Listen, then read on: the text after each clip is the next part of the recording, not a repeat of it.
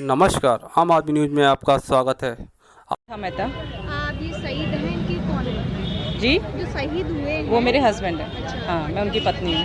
2015 में शहीद हुए थे, 2021 चल रहा है, तब से लेकर नगर निगम अधिकारियों द्वारा आपको आश्वासन दिया जा रहा है प्रतिमा को लेकर, इस पर क्या कहना है आपका? जी देखिए, अभी तो 5 साल हो गए इसको करते करते। अभी कुछ टाइम पहले काम शुरू हो गया था राजपूत चुंगी में, बल्कि आधा काम छोड़ा हुआ है। अभी भी उस काम को, उसमें बहुत पाबंदियां लग रही हैं। कभी कोई रोक लगा देता है, कभी कोई रोक लगा देता है, और हम कागज़ लेके इधर उधर काफ़ी टाइम से हम बहुत वो कर रहे हैं, प्रयास कर रहे हैं सभी लोग।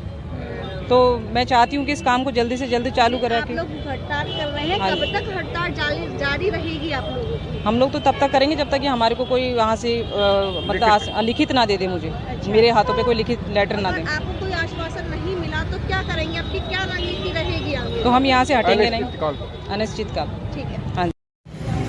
मेरा नाम मयंक पाटिल। सर क्या समस्या है? 2015 में आगरा के एक जवान शहीद हुए थे, जिनकी प्रतिमा लगनी थी। 5 वर्षों से उनके परिवारजन नगर निगम में चक्कर लगा रहे हैं, मगर सारी प्रतिक्रिया पूरी होने के बाद भी नगर निगम उस कार्य को पूरा नहीं करा। संबंधित अधिकारियों से लगातार वार्ता हो रही है, झूठा आश्वासन दिया जाता है। इसी कारणवश आज हम लोग हड़ताल पर बैठे हैं सभी साथियों के साथ में हमारे जो पूर्व सैनिक संघ के जो महामंत्री जी हैं, खन्ना साहब रिटायर्ड हैं, और सत्यदेव जी हमारे साथ करने में शामिल हैं।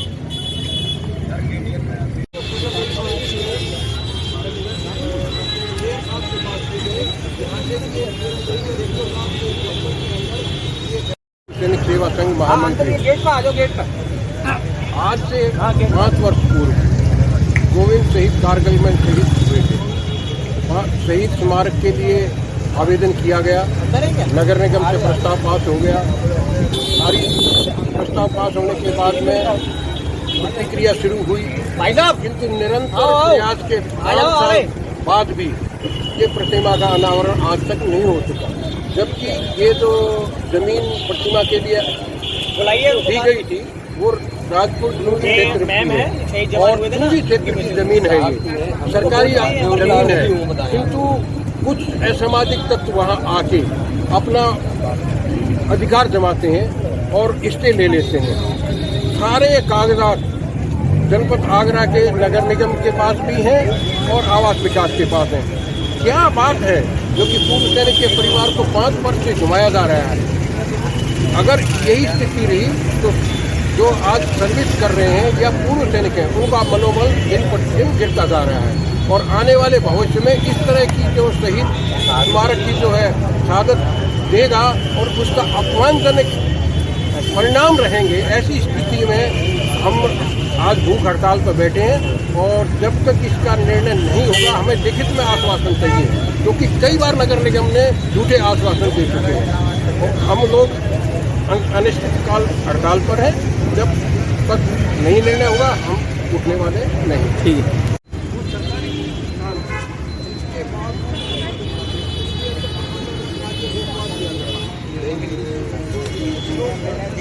मैं ये कहना चाह रहा हूँ, आप लोग इस बात को समझें कि युवती की बरामदगी के बाद जो पहला स्टेप होता है वो उसका न्यायालय में बयान कराना। न्यायालय में जिस दिन वो बयान कर देगी और उस बयान का अवलोकन हम कर देंगे, तब हम ये तय कर पाएंगे कि एग्जैक्टली इसमें किसकी क्या भूमिका रही है। मेहताब का नाम सामने आया था, तो क्या मेहताब से कोई लिंक मिला है आरोपियों को जो अभी तक आपकी विवेचना में सामने आया? देखिए, ऐसा है, अभी विवेचना यूं कहें तो पहला स्टेप हमने आज अपनी विवेचना का पूर्ण किया है। हमने अपहृता को बरामद किया है। इसके बाद का जो फॉलोअप है वो अभी हमारी टीम है, उस पर भी लगातार काम कर रही है। आवश्यकता पड़ने पर हम दोनों जो हमारे पहली घटना और दूसरी घटना से संबंधित लोग हैं उनको आमना सामने बैठा के भी उनसे पूछताछ करेंगे कि कहीं उनके आपस में कोई लिंक तो है या नहीं है। सिलसिलेवार तरीके से ये बता दिए 23 तारीख को घटना हुई, आज तक कैसे कैसे आपने पुलिस का इन्वेस्टिगेशन कैसे चला? एक शॉट किया था, बैग का ट्रांसफर किया था आरोपी जो मैरून कलर के सूट में था उसने ड्राइवर को, कि उस बैग के बारे में पता चला किसी का बैग था, क्या था उसमें? नहीं, जो सीसीटीवी फुटेज में दिखाई पड़ रहा है वो एक काले रंग का बैग है। अब उसके अंदर क्या था उसका कंटेंट तो सीसीटीवी फुटेज से दिखाई देता नहीं। ये काले रंग का बैग था। सर ये अपहरण था, क्या मामला क्या निकल कर आया? सर अपहरण माना जाएगा या स्वतः देखिए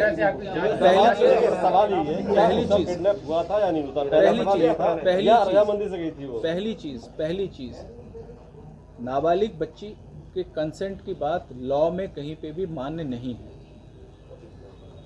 दूसरी चीज जो एफआईआर हमारे सामने है वो अपहरण की है। तीसरी चीज विवेचना का पहला स्टेप आज हमने पूरा किया है, रिकवर किया है गर्ल को। चौथा स्टेप ये है कि अभी हम उसको न्यायालय में प्रस्तुत करेंगे जहां पे उसका हम बयान कराएंगे। बयान कराने के बाद यदि उस बयान में अपहृता के द्वारा स्टेटमेंट दिया जाता है उसके आधार पर हम अगली अग्रिम कार्रवाई शुरू करेंगे। मेहताब है या नहीं? सीसीटीवी में दिखने वाला मेहताब है या नहीं? परिवार का जो शक था सीसीटीवी फुटेज देखने के बाद और उनके द्वारा जो तहरीर दी गई थी, तहरीर के आधार पर जो नामजद किया गया है उस युवक का नाम मेहताब है। सर इनके पास से सामान बरामद हुआ है? सर इनके पास से कुछ बरामद हुई? किनके पास से? सर इन लोगों के पास से लैपटॉप वगैरह किनके पास से? आपका सवाल ही है। लड़की सर बरामद कहाँ से हुई और जहाँ से सिलसिला तरीके वो एक्चुअली ऐसे क्वेश्चन आंसर चलता Q&A चलता रहेगा। बरामदगी कहाँ से हुई और क्या इसके बाद कोई मिला वहाँ पे? देखिए ऐसा है कि ये जो अपहृता थी इसकी बरामदगी NCR दिल्ली में थाना तिलक नगर क्षेत्र में एक पेइंग गेस्ट अकोमोडेशन के एक कमरे से हुई है और इसके उपरांत उसको आज जनपद आगरा लाया गया है।